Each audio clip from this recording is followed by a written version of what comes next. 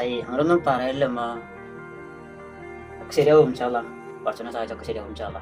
ഒക്കെ എല്ലാം ക്ലിയർ ആയി അൽഹംദുലില്ലാ റാഹത്തായിട്ട് ഇൻഷാല്ലാ നല്ല രീതിയിൽ ജീവിക്കാനുള്ള അവസരം തരേണ്ടത് പ്രാർത്ഥിക്കാം. അങ്ങനെ പ്രാർത്ഥിക്കുന്നത് ശരിയാത്തൊന്നും പ്രാർത്ഥിക്കാം. ശരി ഓക്കെ. വിളിക്കാം.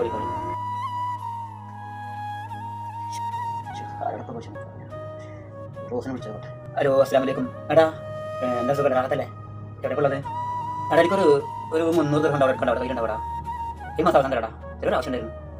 ഒന്ന് നോക്കൂ ട്ടാ.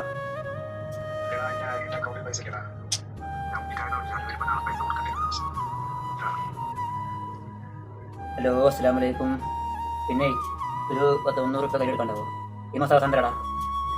ചെറിയൊരു ആവശ്യം ഉണ്ടോ? അതിന് വേണ്ടിയാണ് തരുമോ നോക്കൂ. ഉണ്ടെങ്കിൽ ഒന്ന് അയക്കട്ടോ.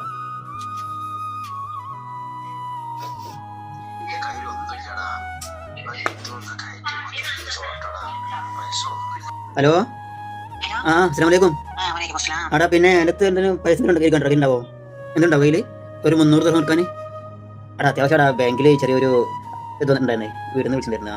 എന്തുണ്ടാവോ കയ്യിൽ? ഒന്ന് അതെ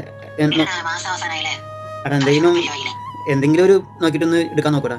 വേറെ ആരുമില്ല വിളിക്കാൻ, വേറെ ആരുമില്ല. നീ മാത്രമേ പിന്നെ വിളിക്കാനുള്ളൂ, വേറെ ആരുമില്ല. എന്തെങ്കിലും ചെയ്തിട്ടൊന്ന് നോക്കോ.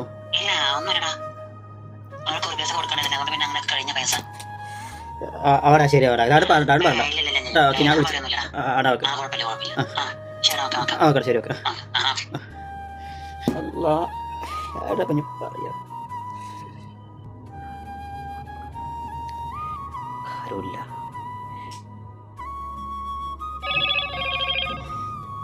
പഠിച്ചോനെ പൈസ കിട്ടിയെന്ന് ആരും പറഞ്ഞിട്ടുള്ള മെസ്സേജ് ആയാൽ മതിയായിരുന്നു.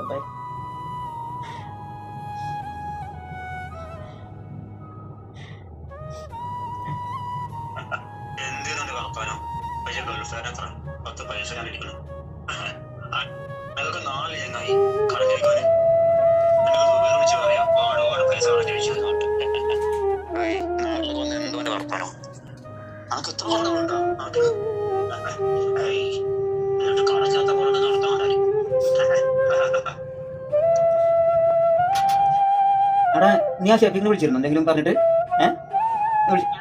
പിന്നെന്താ എന്തൊക്കെ പറഞ്ഞല്ലോ എന്റെ കാര്യം? നിന്നോട് പറഞ്ഞത് പറഞ്ഞല്ലേ? ഹലോ. ചിലർ സങ്കടം കേൾക്കുന്നത് നിങ്ങളെ സഹായിക്കാനല്ല, മറിച്ച് നിങ്ങളുടെ ബലഹീനതകൾ അളക്കാനാണ്. പകർന്നു നൽകിയ വേദനകൾ നാളെ പരിഹാസമായി തിരിച്ചു വരുമ്പോഴാണ് പലരും തിരിച്ചറിയുന്നത് ചില സങ്കടങ്ങൾ ഉള്ളിൽ തന്നെ സൂക്ഷിക്കുന്നുണ്ടായിരുന്നു നല്ലതെന്ന്.